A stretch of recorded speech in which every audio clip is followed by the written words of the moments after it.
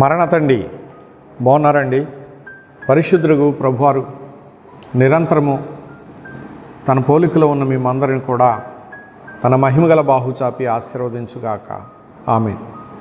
ప్రియమైన స్నేహితులారా, సర్వాధికారియగు ప్రభువారు నిష్కళంకమైన మనసుతో మనల్ని సృష్టించారు. మనం సృష్టించినటువంటి ఆ సృష్టికర్త అయిన ప్రభు చక్కగా మనకు తోడ్పడేవారై ఉన్నారు.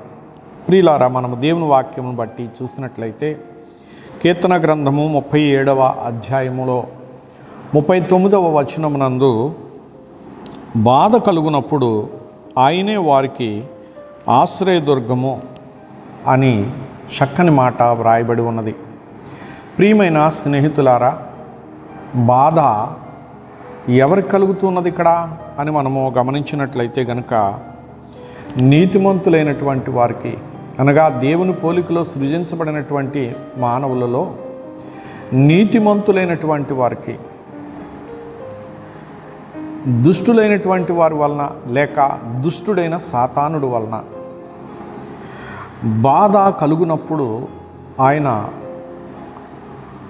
తన మహిమ కలిగినటువంటి కృప వారికి అనుగ్రహించేవారుగా ఉన్నారు.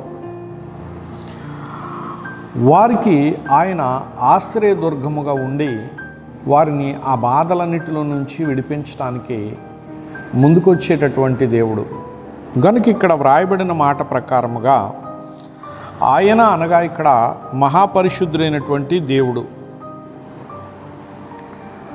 దేవుని పిల్లలారా, దేవదేవుడగు ప్రభువు సింహాసనం వేసుకొని ఆ సింహాసనం ఎదుట మనలను కూర్చుండబెట్టేవాడై ఉన్నారు, నెమ్మదినిచ్చేవారై ఉన్నారు, క్షేమమిచ్చేవారై ఉన్నారు. ప్రియులారా, ఇక్కడ మనం గమనించినట్లయితే బాధ కలుగునప్పుడు ఆయనే వారికి ఆశ్రయదుర్గము అన్నారు. దుర్గం అనగా ఇక్కడ సింహాసనమే. గనుక ఈ సింహాసనం ఎలాంటిది అంటే ఆశ్రయం ఇచ్చే సింహాసనము. ప్రియులారా, ఆయనందు విశ్వాసం ఉంచినటువంటి వారికి, ఆయనను బట్టి నీతిగా జీవించున్నటువంటి వారికి ఆయన ఆశ్రయ దుర్గముగా ఉన్నారు అన్న సత్యాన్ని మనం గమనించాలి. దేవుని పిల్లలారా, మోషే గారికి దేవుడు కనబడి మాట్లాడి ఆయన ప్రజలైన ఇశ్రాయేలీయులు బాధల్లో కన్నీళ్లతో మూలుగుతూ కష్టపడుతూ శ్రమిస్తూ ఐగుప్తు దేశంలో శత్రువు చేత వేధించబడుతూ ఉన్న సంగతిని చూసిన మహానుభావుడు మండుచున్న పొదలో నిర్గమాకాండ 3వ అధ్యాయంలో ప్రత్యక్షమయ్యారు.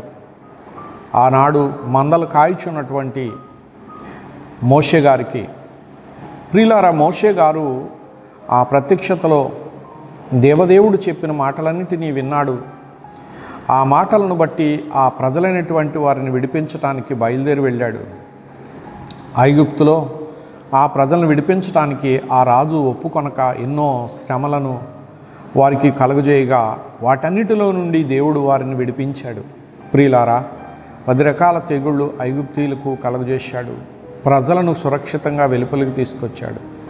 మధ్యలో ఎర్ర సముద్రము అడ్డం వచ్చినప్పుడు ప్రియమైన స్నేహితులారా, దానిని చీల్చి వారికి అక్కడ మార్గాన్ని ఏర్పాటు చేసి సురక్షితంగా ఆవలికి చేర్చాడు.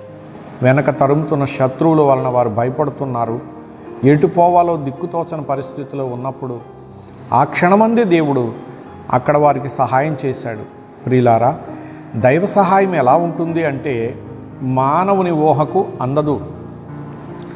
మానవుని ఊహకు అందదు. పైగా ఇది అసాధ్యమని నరుడు అంటే ఈ అసాధ్యమైన కార్యమును చేయటమే దేవునికి సాధ్యం. కనుక దేవునికి సమస్తము సాధ్యమే. కనుక దేవుడు అసాధ్యమైన కార్యాలను సుసాధ్యపరిచి ఆయన మహిమ తెచ్చుకుంటూ ఉంటారు. ప్రియులారా, అట్టి మహిమా స్వరూపి దేవాతి దేవుడు. గనుక అట్టి దేవుని యందు విశ్వాసం ఉంచి ఆయన్ని ఆశ్రయించిన ఎడల మనమంతా ధన్యులమై ఫలిస్తాము. అట్టి ఫలములు ప్రభువారు సదాకాలము మనకు అనుగ్రహించి నిరంతర సహాయకుడై ఆశ్రయ దుర్గమై ఆదుకుంటూ మనలను ఫలింపచేయునుగాక. ఆమెన్. చిన్న మనవి చేసుకుందామండి. ప్రాణప్రియుడైన ప్రభువా, ప్రపంచమందున్న ప్రజలను నీ చేతులకు ఇస్తున్నాను. నీ పోలికలో కలుగజేసిన బిడ్డలందరినూ నీవు ఆశ్రయదుర్గముగా ఉండి రక్షించుమని ప్రభును విమోచకుడుగు క్రీస్తు వారి పేరిట సమర్పిస్తున్నాను పరమ తండ్రి. ఆమెన్. ప్రభువు శుభములు ప్రసాదించునుగాక. ఆమెన్. మరణాత.